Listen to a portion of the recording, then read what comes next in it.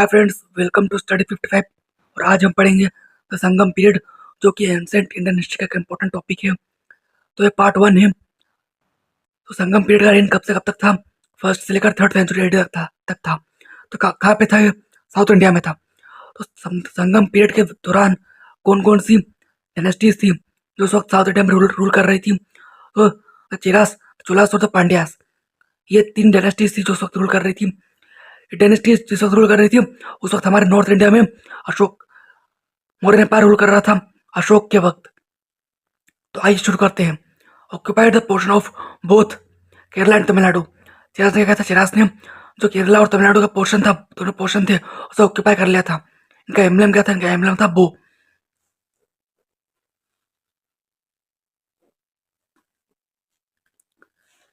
इनकी कैपिटल क्या थी? वंजी। द मेन पोर्ट्स, इनके दो मेन पोर्ट्स क्या थे? मुजरिस एंड तोंडी। इन्होंने क्या क्या था? Built a temple of Augustus at Muziris. इन्होंने क्या था? इन्होंने मुजरिस में ऑगस्टस का टेम्पल का निर्माण करवाया था। ऑगस्टस का टेम्पल को बिल्ड कराया था। तो फ्रेंड्स, मैं अगर आपको बता दूं कि साउथ इंडिया की जो डायनेस्टीज थी, ये चिराज, चोलास और पांड्यास, ये उस वक्त रोमन एम्पायर से ट्रेड किया करती थी, क्योंकि इनके रोमन एम्पायर के काफी सारे कॉइन्स हमें साउथ इंडिया में पाए, साउथ इंडिया से मिले हैं।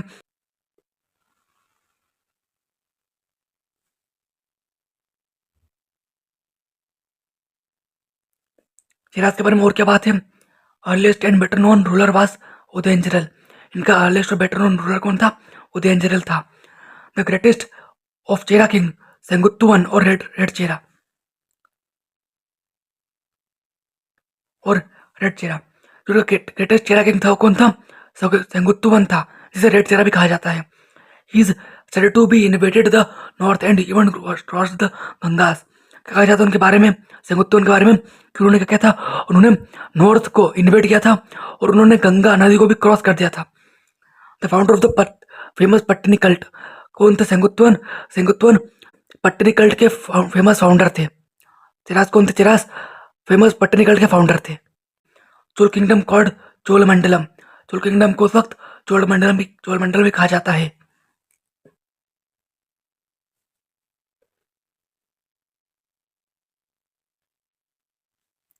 Inland capital Uraiyur, famous centre for cotton trade.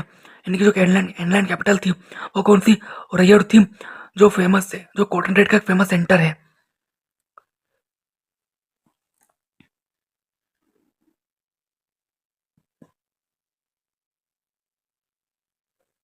The earliest known Chola king Elara conquered Sri Lanka and ruled for 50 years. जो उनका अर्लीस्ट किंग था कौन? चोला का कौन? Elara.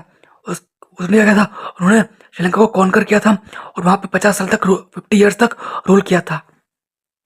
A former history of Cholas begins in the second century with their famous king Karaikal। जो चोलास की history है वो कहाँ से शुरू होती है? सेकंड सेंचुरी के फेमस किंग कराइकल से शुरू होती है। इनकी कोस्टल कैपिटल कौन सी थी?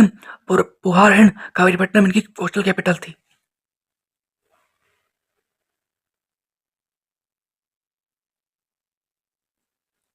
Karaikal founded पुहार and constructed 160 kilometre embankment along with Kaveri river. Karaikal ने क्या था? कराइकल ने पुहार, जो कैपिटल सिटी थी, उसका फाउंडेशन किया था, उनको फाउंड किया था, और 160 किलोमीटर का एम्बैंकमेंट बनाया था कावेरी रिवर के अलोंग में, कंस्ट्रक्ट किया था एम्बैंकमेंट का, 160 किलोमीटर एम्बैंकमेंट का कंस्ट्रक्ट किया था कावेरी रिवर के अलोंग में। This was built with the labor of 12,000 slaves who were brought as captives from Sri Lanka। क्या हुआ था? जब, जैसे कि हम जानते हैं कि 160 किलोमीटर एम्बैंकमेंट का कंस्ट्रक्ट क्या कराया था, तो कंस्ट्रक्ट कराया था किनसे? 12,000 स्लेव्स थे। स्लेव्स कौन? स्लेव्स लोगों से कराया था जो श्रीलंका से लाए गए थे। They maintained an efficient navy. Cholas एक एफिशिएंट नेवी को भी मेंटेन करते थे। One of the main sources of the Cholas was trade in cotton cloth. जो चोलास का जो मेन सोर्स था, जो मेन सोर्स था ट्रेड का, वो था कॉटन क्लॉथ। तो फ्रेंड्स, ये मैंने आपको बताया चिराज चोलास के बारे में, संगम पीरियड में। जो ये पार्ट 1 था, इसका पार्ट 2 में, अगले पार्ट 2 में मैं आपको पांड्यास के बारे में बताऊंगा कि पांड्यास ने क्या क्या किया। तो फ्रेंड्स, अगर आपको ऐसी MPPSC UPSC study related videos और आप देखना पसंद करते हैं तो मेरे चैनल स्टडी 55 सब्सक्राइब कर सकते हैं। अगर आपको वीडियो पसंद आया है तो लाइक कीजिए, शेयर कीजिए। Thanks for watching.